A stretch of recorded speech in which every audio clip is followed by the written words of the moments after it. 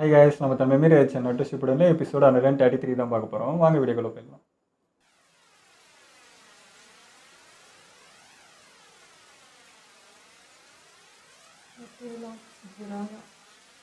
India இந்த மழை வேற நிக்கவே மாட்டேங்குது.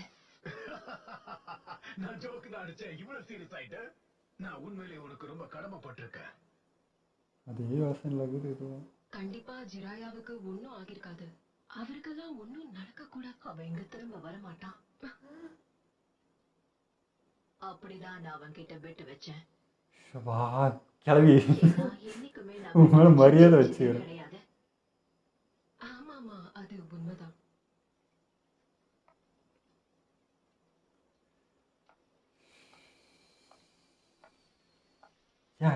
ஏன் மூஞ்சில் அவ்வளோ சோகம்? ஏன் நிராகரிப்புதான் ஒரு மனுஷனை வலிமையாக்கும். ஆனா உண்மையிலேயே அது மட்டும் கிடையாது. அது ஒவ்வொருத்தரோட தனிப்பட்ட விருப்பத்தை பொறுத்து இருக்கு. எப்படியெல்லாம் டயலாக் அடிச்சான்.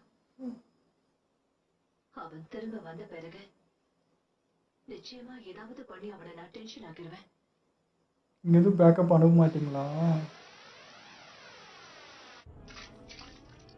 பெயின், நீ யாருன்னு முதல்ல சொல்லு, நான் தெரிஞ்சுக்கணும். பெயின், எங்க 6 பேரை ஒன்னா குறிக்கக்கூடிய வார்த்தை தான் அது.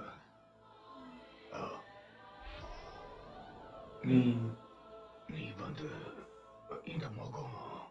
வா, இப்போதான் ஞாபகம் வருது போல. சொன்ன நான் போன எபிசோடு. ஆமா, அப்படி ஒருத்தர் இங்க இருந்தான்ல. அவன் செத்து போய் பல நாட்கள் ஆகுது. இங்க என்ன நடக்குதுன்னு அவன் உடம்புல எப்படி இந்த கண்ணு? இறந்துட்டாங்க நீ சொன்ன. ஆனா உன்னுடைய கண்கள் என்ன பார்த்தா ஏகோ மாதிரி தெரியுதா? ஆமா, நீங்க தானே அவனோட முன்னாள் டீச்சர். யாஹிகோ என்னைக்கோ செத்து போயிட்டான். இப்போ மிச்சம் இருக்கிறது பெயின் தான். வார்த்தைகளை வச்சு விளையாடுறது. உண்மையை சொல்ல மாட்டேன்றான். ஆமா, நீ என்ன பேசிக்கிட்டு இருக்க ஜிராயா? அவங்க மத்தியில என்னுடைய முன்னாள் மாணவன் ஒருத்தன் இருக்கான். அப்ப அவனோட கண்கள்ல ரீனிகன் கிடையாது. நாகட்டாக்கு மட்டும்தான் ரெனிகன். அப்போ மொத்தமா 2 சில்ட்ரன்ஸ் ஆஃப் ப்ராஃபஸி இருக்காங்களா? இல்ல, அப்படி இல்ல. கண்ல இருக்கிற ரெனிகனை பார்த்த உடனே அவனை நாகட்டோன்னு நான் நம்பிட்டேன். அதான் எப்படி? நாகட்டோக்கும் இவனுக்கு நிறைய வித்தியாசம் இருக்கு. இன்னும் நல்லா கூர்ந்து கவனிச்சு பார்த்தா எனக்கு தெரிஞ்சு என் கண்களால பார்த்தா அங்க யாருமே நாகட்டோவே இல்ல. ஆனா இன்னொரு விஷயம் பார்த்தா இங்க யாரோ ஒருத்தன் யாகிகோ மாதிரி இருக்கா. ஆனா இங்க இருக்கிற யாரோ ஒருத்தனோட கண்கள்ல நாகட்டோட ரெனிகன் இருக்கு. அப்போ இது யாகிகோவா இல்லனா நாகட்டோவா? இதுதான் இப்ப குழப்பம். உண்மையிலே இங்க இருக்கிறது பெயினா யாரு? நாங்க தான் பெயின் ஏ அப்படின்னு சொன்னதே சொல்லுறாங்க. கடவுள். 6 பேர் இறங்குறாங்களே. தப்பிச்சு போயிடு ஜிராயா.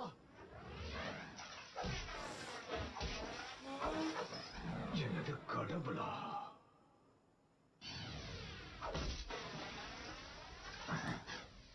யாகிகோ, உன் கண்ணு பாக்குறதுக்கு எப்படி நாகட்டோ கண்ணு மாதிரி இருக்கு.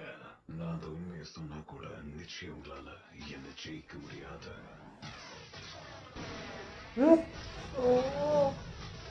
வெப்பன்லாம் வச்சிருக்கானுங்க. ஜிராயா இதோட இத விட்டுறலாம். அவனை தோக்கடிக்கிற வழியை கண்டுபிடிச்சிட்டா நான் சாவேன். சாமனே பேசாதையா.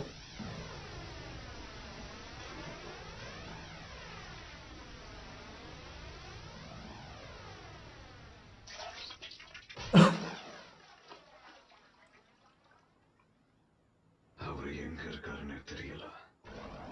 தண்ணிக்குள்ள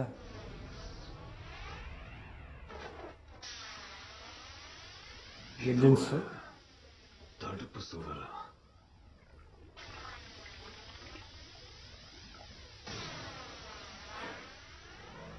என்னது இது?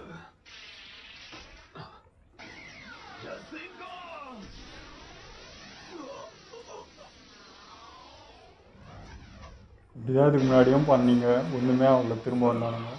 நான் அது அவன்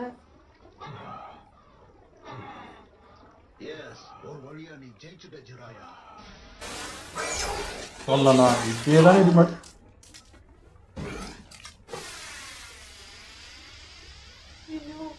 செத்துட்டானா? எப்படி என் கவசத்துக்குள்ள வரவழைச்சு 6 பேர்ல ஒருத்தனை நான் கொன்னுட்டேன். செத்துட்டாங்க. உனக்கு ஒண்ணும் ஆகலல்ல? ஏதோ பரவாயில்ல.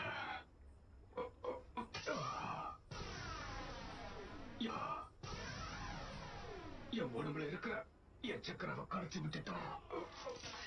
எடுத்தாச்சு. அவங்க யாரு என்னன்னு தெரிய மாட்டேங்குது. அவங்க பயன்படுத்துற ஆயுதமும் ரொம்ப வித்தியாசமா இருக்கு. அப்ப இவங்க சாக மாட்டாங்கங்கறதெல்லாம் ஒண்ணு இல்ல. இவங்க என்னமோ வேற மாதிரி இருக்காங்க. அவர் எப்படி இருப்பாருன்னு யாருக்குமே தெரியாது. அப்படி ஒருத்தர் இல்லவே இல்லைன்னு இங்க நிறைய பேர் சொல்லிட்டு இருக்காங்க. இந்த முகம் சந்தேகமே வேண்டாம். அவன்தான். இது யாகிக்கோடதுதான்.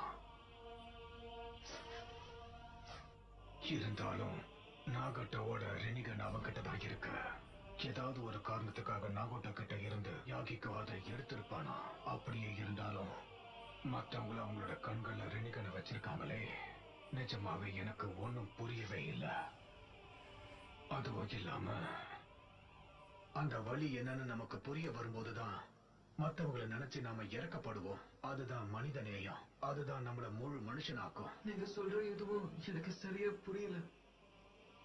நீ வளர வளர உனக்கு இது நல்லா புரியும். நம்மளுமே பெருசும் குழப்பத்துல தான் இருக்குது. நீங்க இப்ப என்ன சொல்ல வரீங்க? ஆமா, நீ இந்த வளர வழிதான் இப்படி எது ஆக்கி தப்பு, எது பேர் சரின்னு வச்சுட்டாங்க. உனக்கே நல்லா தெரியும். இங்க ஏகப்பட்ட பேர் இறந்து போயிருக்காங்க. அந்த வலிதான் என்ன மொத்தமா வளர வச்சது. இத வச்சு பார்க்கும்போது ஒருவேளை இவன் தான் நாகோட்டோவா இருப்பானோ?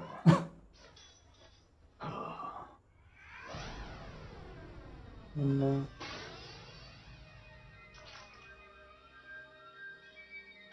அவனா இது? சரி, இப்பதான் எனக்கு எல்லாமே ஞாபகத்துக்கு வருது. இவன் நிச்சயமா நாகோட்டோ கிடையாது. அவன் எப்படி? நமக்கு முன்னாடி படுத்து கிடக்குறான்ல, இதுக்கு முன்னாடி அவன் கூட நான் சண்டை போட்டிருக்கேன். நான் சண்டை போட்டப்போ அவன் ஃபோமா கிளானோட மெம்பரா இருந்தான். பெரியவரோட ஹெல்டர் ப்ரோவசிய இவன் ஃபாலோ பண்ணும்போது தான் நான் தெரிஞ்சுக்கிட்டேன். அவன் வயிற்றில் இருக்கிற தழும்பையை நான் தான் உருவாக்குனேன். அப்போ உன்கிட்ட அடி வாங்கினவன் இங்க என்ன பண்ணிக்கிட்டு இருக்கான்? இப்ப இந்த பெயினோட கதை முன்ன விட ரொம்பவே குழப்ப ஆரம்பிக்குது. இவனோட உடம்புல எப்படியா ரெனிகன் வந்துச்சு? மாற்றத்தை உண்டாக்குறவனுக்கு நீ வழிகாட்டியா இருப்ப. அது மட்டும் இல்லாம உன் வாழ்க்கையில நீ மிக முக்கியமான முடிவெடுக்க வேண்டிய ஒரு தருணம் உனக்கு வரும். சரியான முடிவு எடுக்கிறதுக்கு நான் என்ன பண்ணணும்னு சொல்லுங்களேன். என்னோட பெருசா கனவுல குழம்பி நீ போயிருக்கு. புத்தகங்கள் எழுதிக்கிட்டு உலகத்தை சுத்தி வந்துகிட்டு இருந்த. வாய்ப்பே இல்ல. ஒருவேளை அவன் ப்ராஃபஸியா இருந்தா நான் உங்ககிட்ட நேரடியா போய் பேசி இந்த விஷயத்தை கன்ஃபார்ம் பண்ணியே ஆகணும்.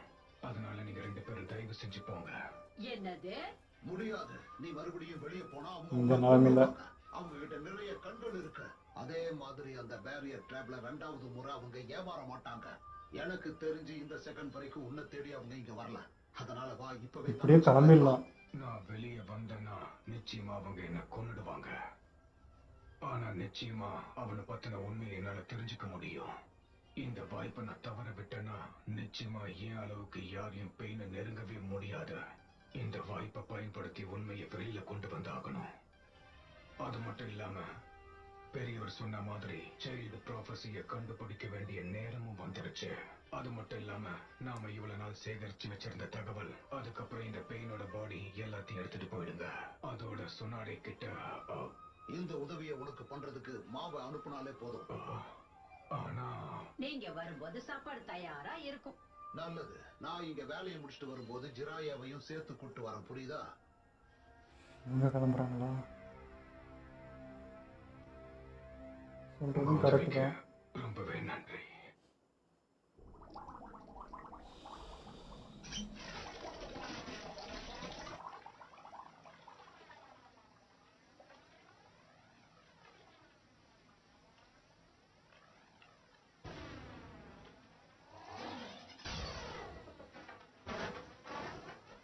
எல்லா பக்கமும் கண்ணுகள்.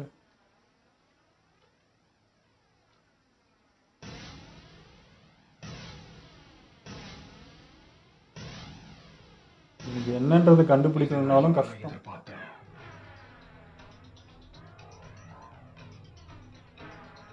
யாரோ எல்லாரும் சண்டை போட்டு செத்து போன நிஞ்சாஸ்கள் தான் இவங்க எல்லாருமே.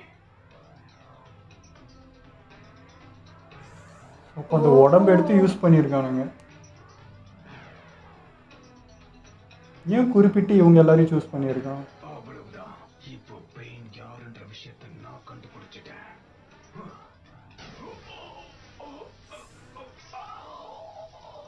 ஏய் ஜிராயா, நீங்க ரொம்ப தாமதமா கண்டுபிடிச்சிருக்கீங்க.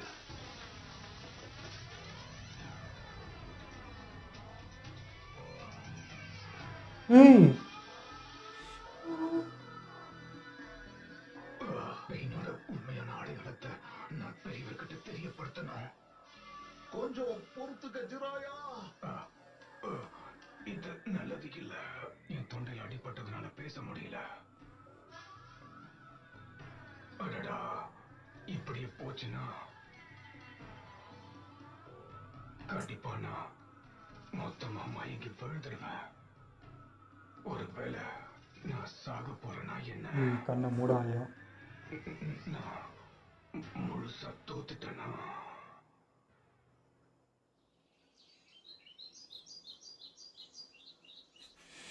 அம்மா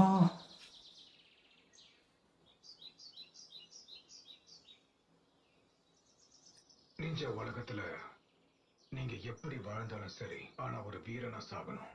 ஒரு நிஞ்சாவோட வாழ்க்கை எத்தனை நாள் வாழ்ந்தான்றது இல்ல, ஆனா அவன் சாகிறதுக்கு முன்னாடி என்ன நல்லா சாதிச்சான்றது இருக்கு. ஆனா என்னோட வாழ்க்கையில இது வரைக்கும் நான் பார்த்தது எல்லாமே என் வாழ்க்கையில தோல்விகள் மட்டும்தான். சுனாடை என்ன நிராகரிச்சுக்கிட்டே இருந்தா என்னால என் நண்பனை தடுத்து நிறுத்த முடியல. என் மாஸ்டர், என் ஸ்டூடெண்ட், இவங்க 2 பேரையும் காப்பாற்ற முடியல. உக்காக இந்த ஊருக்காக என்னென்னலாம் பண்ணிருக்காங்கன்னு பார்த்தா அதுக்கு முன்னாடி நான் பண்ணதெல்லாம் சின்ன விஷயம்தான். இதுல பெருமை ஒண்ணும் கிடையாது. நானும் என்னோட முன்னாள் உக்காகேஸ் மாதிரி இறந்து போயிருக்கலாம். கடைசி காட்சியோட ட்விஸ்ட வச்சுதான் அந்த கதை நல்லா இருக்குன்னு சொல்லுவாங்க. எப்பவுமே தோல்விகளை கொண்டாடுங்க, ஏன்னா உங்க தனித்திறமைய சோதிச்சு பார்க்கிற காலம்தான் அது. அதனால இனிமே என்னோட தோல்விகளை மறைக்கிற அளவுக்கு நான் ஒரு பெரிய வெற்றிய கண்டிப்பா சாதிப்பேன். அதோட சாகும்போது ஒரு நிஞ்சாவாதான் சாவேன். அதுதான் என்னோட லட்சியமும் கூட. ஆனா என்னோட கதையில இருக்கிற ட்விஸ்ட் முக்கியமான கட்டத்துல ஒரு முடிவுக்கு வருது. நான் ஒரு புரட்சியை உருவாக்கணும், எனக்கு உறுதுணையா இருந்தேன்னு பெரியவர் சொல்லியிருக்காரு. தெளிவான நிஞ்சா ஒருத்தன் தான் நன்மையும் தீமையும் இந்த உலகத்துக்கு சமநிலைக்கு கொண்டு வரக்கூடியவன். பெயினை முழுசா தோக்கடிச்சு அகாட்ஸ்கிய நிறுத்தி நிஞ்சா உலகத்துல அமைதியை கொண்டு வருவேன்னு நினைச்சேன். ஆனா எடுத்த அந்த முடிவுலையும் நான் தோத்துதான் போனேன். எனக்கே பாவமா இருக்கு. இதுதான் The Tale of Jiraiya the Galad. கதையில வைக்கிற ட்விஸ்ட். கண்டிப்பா இந்த கதை வேலைக்காகாத ஒரு கதை தான். இல்ல நீங்க சொல்ற அளவுக்கு மோசம் இல்ல. உண்மையிலேயே இந்த கதை ரொம்ப அற்புதமா இருக்கு. ஒவ்வொரு சாப்டரையும் நான் படிக்கும் போதும் நிறைய விஷயங்களை தெரிஞ்சுக்கிறேன். அது மட்டும் இல்லாம இதை படிக்கிறதுக்கு அப்படியே ஆட்டோபயோகிராஃபி மாதிரியே இருக்கு. இந்த கதையோட மெயின் கேரக்டர் அப்புறம் விட்டு கொடுக்க கூடாதுன்ற எண்ணம் எனக்கு ரொம்பவே பிடிச்சிருக்கு. அது அப்படியே பாக்குறதுக்கு உங்களை மாதிரியே இருக்கு சென்சாய். உண்மையாவா? நீ அப்படியா நினைக்கிற? நான் என்ன நினைக்கிறேன்னா, உங்க புக்ல இருக்கிற மெயின் கேரக்டர் மாதிரியே எனக்கு பிறக்க போற குழந்தையும் இருந்தா எனக்கு ரொம்பவே நல்லா இருக்கும்னு தோணுது. அதான் நான் எனக்கு பிறக்க போற குழந்தைக்கு நான் அந்த பெரிய வைக்கலான் இருக்கேன். என்ன நிஜமாவா? நீ உண்மையதான் சொல்றியா? நான் ராமனை சாப்பிட்டுட்டு இருக்கும் போது தோணுனதை எழுதுனேன். நரேட்டோ, அந்த பேரு ரொம்ப அற்புதமா இருக்கு. குஷினா அப்படின்னா பிறக்க போற குழந்தை எனக்கு பேர மாதிரியா? நீங்க 2 பேரும் உண்மையதான் சொல்றீங்களா? நீங்க தான் எனக்கு சென்சாய் ஜிராயா. இந்த உலகத்திலேயே நீங்க தான் எனக்கு சிறந்த நெஞ்சா. உங்களை மாதிரி இன்னொருத்தர் இந்த உலகத்துல இருக்கவே முடியாது. புரியுது, எனக்கு எல்லாமே புரியுது.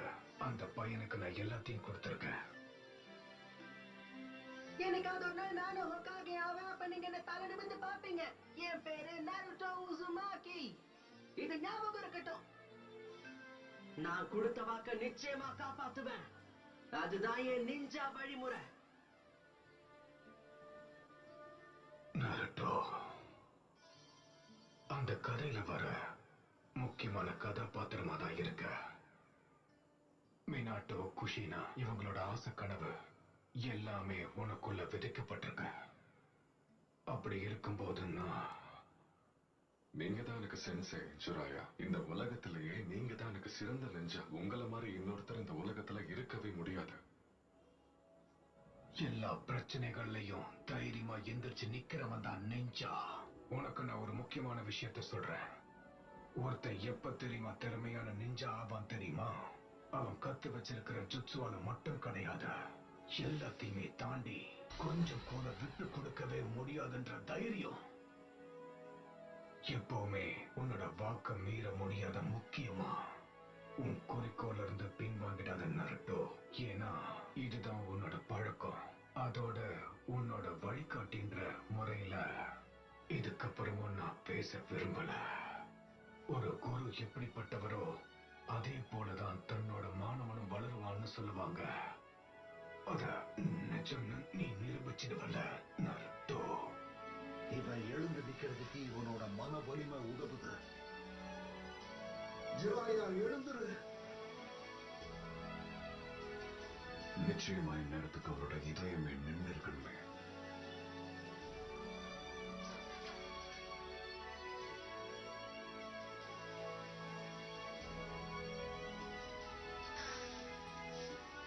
என்னைக்கு தளர்ந்துடாத. ஏன்னா நான் அப்படிதான். என் வாழ்க்கையில என்னைக்குமே நான் தளர்ந்துட கூடாதுன்னு தான் இது வரைக்கும் இருந்துட்டு இருக்கேன். அவர் ரொம்ப அடம் பிடிக்கிறாரு. அவர் கதையை முடிச்சிடலாம். சரி, எனக்கு புரியுது. இந்த தகவல் என்னோட பொறுப்பு. அவரோட மரண வாக்குமூலத்தை கோட் நம்பர் மாதிரி எழுதியிருக்காரு. நருட்டோ, நான் இப்ப சொல்றேன், அந்த உண்மையான மாணவன் நீதான். நான் உன்னை முழுசா நம்பி இருக்கேன்.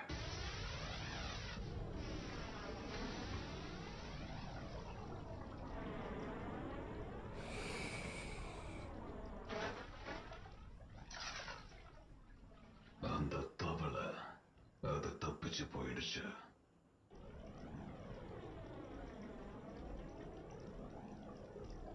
The Tale of Jiraiya Gallant. இந்த முடிவு எல்லாருக்கும் நல்லா இருக்கும் நான் நம்புறேன். அதோட கடைசி சாப்டரோட பேரு கிணத்துல இருந்த தவளைகள் நிச்சயமா கடலுக்கு போய் சேரும். இதுவும் நான் நினைச்ச மாதிரியே நல்லாவே தான் இருக்க. இதோட என்னோட பேனாவுக்கு நான் ஓய்வு கொடுக்க போறேன். ஓ, மறந்து போயிட்டேன். அடுத்ததுக்கு என்ன பேர் வைக்கிறது அத கண்டுபிடிச்சிட்டேன். The Tale of Naruto Uzumaki. கேட்கவே நல்லா இருக்கே.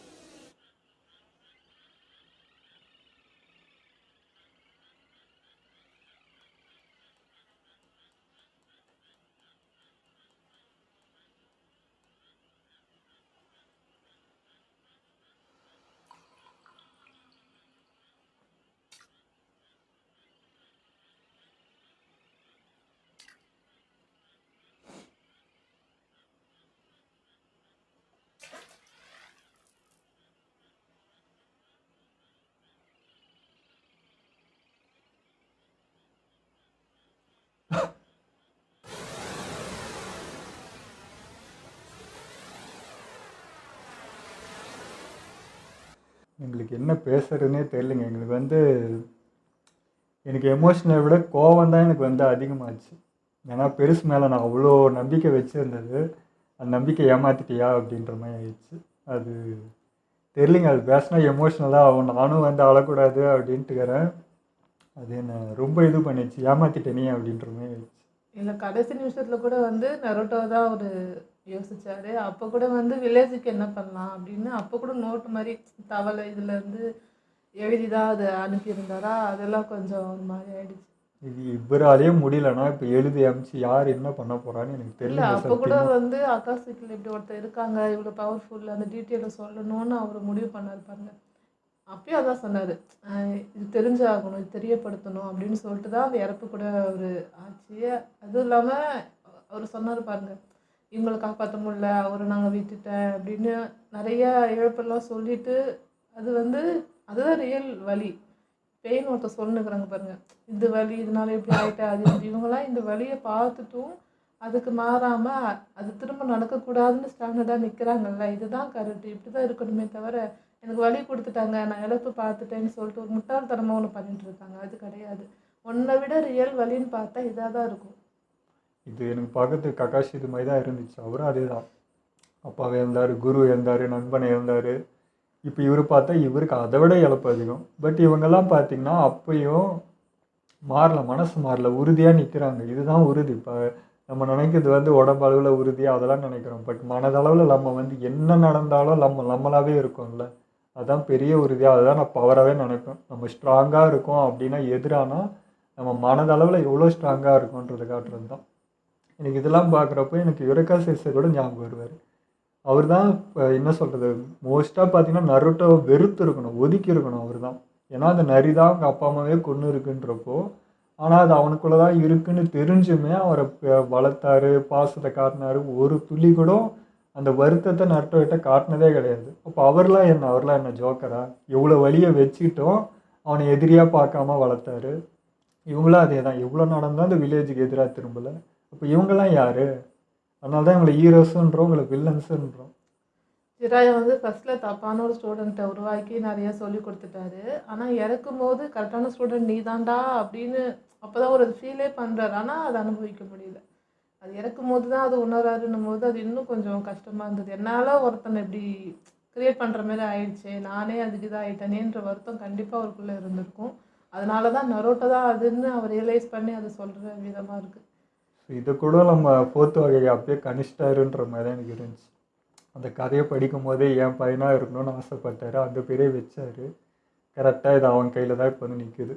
அந்த முடிவு என்னன்னு தெரியாமல் தான் பெருசு ஊராக வந்துட்டு இருந்துச்சு. பட் அது கூடயே தான் இருந்திருக்கான்றது அது கடைசி தான் தெரியுது. கடைசி நம்பிக்கைங்க, மொத்த நம்பிக்கையும் நருட்டோ கிட்ட விட்டுட்டு போய்க்குது. எனக்கு அது நருட்டோ என்ன பண்ண போகிறான்னு தெரியல. இந்த விஷயம்லாம் தெரிஞ்சான் இப்போ இது எப்படி இங்கே வந்து திரும்ப எல்லாத்தையும் இந்த எடுத்துகிட்டு போகணும், இதாயோ தூக்கிட்டு போகிறது, அது நினைக்கவே முடியல. அங்கே போயிட்டு நரோட்டோ அதை எப்படி ஃபேஸ் பண்ண போகிறோம்? ஊரே வந்து சுனோடே பற்றி ஆல்ரெடி ஒரு இதில் தான் இருக்காங்க, ஒரு நெகட்டிவ் ஃபீல்டில் தான் இருக்காங்க. அது எப்படியோ தெரில, அது எப்படி ஃபேஸ் பண்ண போகிறாங்கன்னு. ஃபஸ்ட் டைம் பாட்டி பெட்டில் தோத்துச்சுங்க. அது ஆப்போசிட்டாக நடந்துச்சு. அது எப்பவுமே அப்படி வச்சுட்டு நீ தோக்க தானே தோப்ப அப்படின்னுச்சு. தோத்துச்சுன்றத விட ஜெயிச்சிச்சுன்னு தான் சொல்லணும். அது பெட்டில் அது எப்படின்னு தெரில. பாட்டி இப்படி தாங்க போகுது ககாஷ். யார் கேட்டாலுமே எல்லாருமே ஷாக் தான் ஆவாங்க. எவ்வளோ பெரிய மனுஷன், எவ்வளோ பெரிய ஆள், ஊருக்கே அவர் தான்றப்போ அதுவே இல்லைன்னா இவங்க இப்போ இவனுக்கு பெயின் சப்போஸ் இப்போ வில்லேஜுக்கு வந்தால் என்ன நடக்குன்னே தெரில. இந்த ஆளே வந்து ஒன்றும் பண்ண முடியலன்னா இவங்களாம் சேர்ந்து என்ன பண்ண போகிறாங்கன்னு தெரில. அது ஒரு மாதிரி தான் இருக்குது. அக்காசுக்கே கூட இருக்கட்டும், இப்போ அவங்க பார்க்குறாங்க லீஃப் வில்லேஜ்லேயும் நிறைய இழப்பு நடந்திருக்கு, அங்கேயும் இவங்களும் நிறைய பேர் கீழ் பண்ணுறாங்க. எல்லாத்தையும் பார்த்துட்டு அந்த வில்லேஜ் வந்து ஸ்ட்ராங்காக அவங்க பாயிண்ட்லேருந்து விலகலை. ஆனாலும் அவங்களால இருக்க முடியுது, அந்த கிராமம் இன்னும் இருக்குன்றதே அவங்களுக்கு ஒரு பெரிய லெசன் தான். அது எப்படி உணராமல் கண்ணுக்கு எதிரே ஒரு விஷயம் இருக்குது, உங்களை மாதிரி வழிபட்டு ஒருத்தவங்க இருக்காங்க, வாழ்கிறாங்க, நல்லபடியாகவும் போகுதுன்னும் போது ஏன் அதை அவங்க எடுத்துக்கவே மாட்டேங்கிறாங்க அப்படின்றது தெரில. எல்லாருமே அப்படி தானே, தன்னோட வழி தான் பெருசுன்னு நினச்சிட்டு இருப்போம்.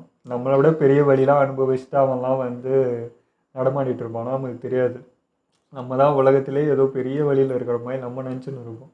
அடுத்தவங்க கதையை கேட்குறப்ப தான் தெரியும் அவன் எவ்வளோ வழி அனுபவிச்சிருக்கலாம், நம்மளாம் ஒன்றுமே இல்லைடா இதுக்காக நம்ம இப்படி உக்காந்துட்டு இருக்கோம்னு தோணும்.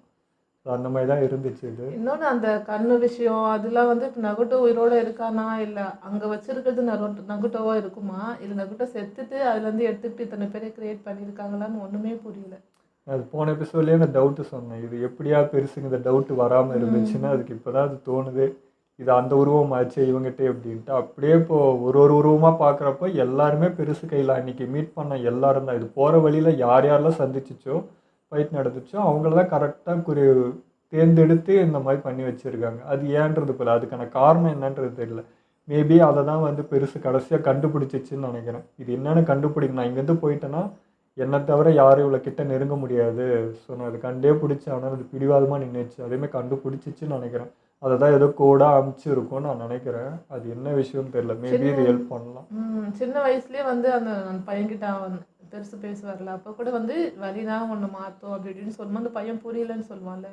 இப்போவும் அவனுக்கு புரியல, சுத்தமாக புரியல. அவர் சொன்னதை கரெக்டாக எடுத்துக்கல, அதை அப்படியே ஆப்போசிட்டாக எடுத்துக்கிட்டு வேற மாதிரி வந்து நின்றுட்டு இருக்கான். இந்த பக்கம் நான் பெருசு வந்து எனக்கு பல இது ஓடுது மைண்டுக்குள்ளே. நம்ம முன்னோர்கள் இப்படி தானே அவங்களாம் போராடிப்பாங்க அது இதுன்னு அதெல்லாம் யோசிக்கிறேன். அதனால தான் எனக்கு அப்படியே துக்கம் தொண்டை அடிக்குது. நான் பேச பேச எமோஷனல் ஆகிடுவேன். அதனால தான் என்னால் பேசவும் முடியல. அப்படியே தொண்டைலாம் ட்ரையாக இருக்குது எனக்கு. ஸோ எனக்கு அவ்வளோ மைண்டில் ஓடிட்டுருக்கு. நான் எனக்கு எங்கெங்கேயோ போகுது. நம்ம பழைய முன்னோர்கள் அது இதுன்னு போகுது. அவங்கெல்லாம் போராடி இருப்பாங்களே, இப்படி தானே கஷ்டப்பட்டுருப்பாங்க, ஒண்டியால் நமக்காக பண்ணது தானே இதெல்லாம், அவங்க அன்றைக்கி க்ரியேட் பண்ணனால தானே இன்றைக்கி நம்ம இங்கே வாழ்ந்துட்டுருக்கோன்றதெல்லாம். ஸோ அப்படி தான் நான் பெருசு பார்க்குறேன். எனக்கு இன்னொரு தகவலை கூட தெரியுங்க. இது இந்த ஜிராயா அண்டு சுனாடே உரோச்சிமாரு இந்த கேரக்டர் வந்து ரியலாகவே அவங்க ஊரில் வாழ்ந்ததாக ஒரு நியூஸ் ஒன்று கேள்விப்பட்டேன். நான் ஃபேஸ்புக்கில் வந்து சொன்னேன். நம்மளது எப்படி ராமாயணம் அந்த மகாபாரதம்னு இருக்கோ அந்த மாதிரி அவங்க ஊரில் இது ஒரு கதையாகவே இருக்குது. இதே மாதிரி தான் ஜிராயான்ற கேரக்டர் வந்து தாவக்கலை, ஒரு பெரிய தாவக்கலை வந்து கண்ட்ரோல் பண்ணார். அதேமாதிரி சுனாடே பாட்டியோட மெடிக்கல் நிஞ்சா, அதே மாதிரி உரோச்சி வந்து ஒரு பாம்பு வந்து கண்ட்ரோல் பண்ணுறவருன்ட்டு. இது வந்து அந்த காலத்தில் இந்த கதை எப்படி போயிருக்குன்னா, ஜிராயாவும் சுனாடே பாட்டியும் லவ்வர்ஸ். உரோச்சி வந்து பாட்டி மேலே இன்னொரு காதல் கொள்றவன். ஸோ இவங்க 2 பேரும் கல்யாணம் பண்ணிப்பாங்க. அதுக்கப்புறமா இந்த உரோச்சின்ற கேரக்டர் வந்து சுனாடே மேலே ஆசைப்படுறதுனால ஜிராயாவும் இந்த உரோச்சியும் சண்டை போட்டு ஜிராயா வந்து உரோச்சியை தோக்கடித்த மாதிரி இவங்க 2 பேரும் வந்து காதல் திருமணம் பண்ணி வாழ்ந்த மாதிரி இது ரியலாகவே அந்த ஊரில் இருந்திருக்கு. அதை இன்ஸ்பயர் பண்ணி தான் நம்ம ஆத்தர் வந்து இந்த 3 கதையும் இந்த 3 கேரக்டரையும் உருவாக்குறதா சொன்னாங்க.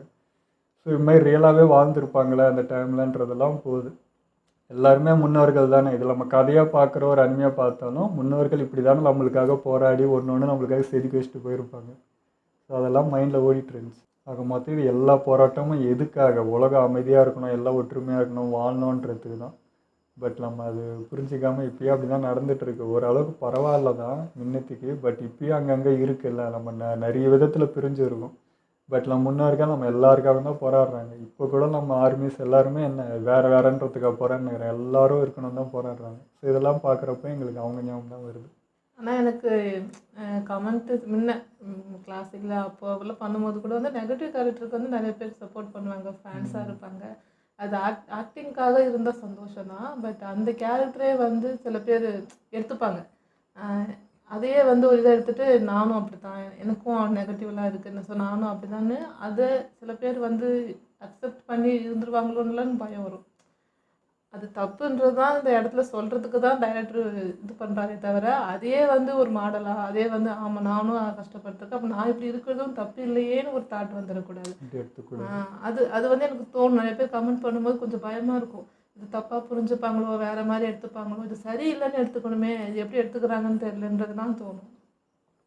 அப்படி பார்த்தாலும் முன்னோர்கள் இவங்களெலாம் வந்து இன்றைக்கி இதெல்லாம் பண்ணாலும் நம்ம இந்த இடத்துல இன்னும் இருக்க மாட்டோம்ல. எல்லாம் அவங்களுக்கும் கோபம் இருக்கும், அவங்களுக்கும் வந்து வெறுப்பு இருக்கும், எல்லாம் இருக்கும். பட் அதை தாண்டி வந்து நம்ம இன்னொன்னு சொல்லி போராடணும். தமிழே என்னன்னா நம்ம பட்ட துன்பத்தை இன்னொருத்தர் படக்கூடாதுன்றதான் எப்பவுமே யோசிக்கிறது எல்லாரும். ஸோ அதுதான்.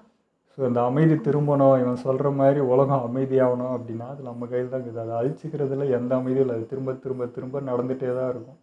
இந்த மாதிரி பெருசு மாதிரி ஒரு ஆள், கக்காஷி மாதிரி ஆள்லாம் இந்த உலகத்தில் வாழ்கிறதுனால தான் அது அமைதியாக இருக்குது.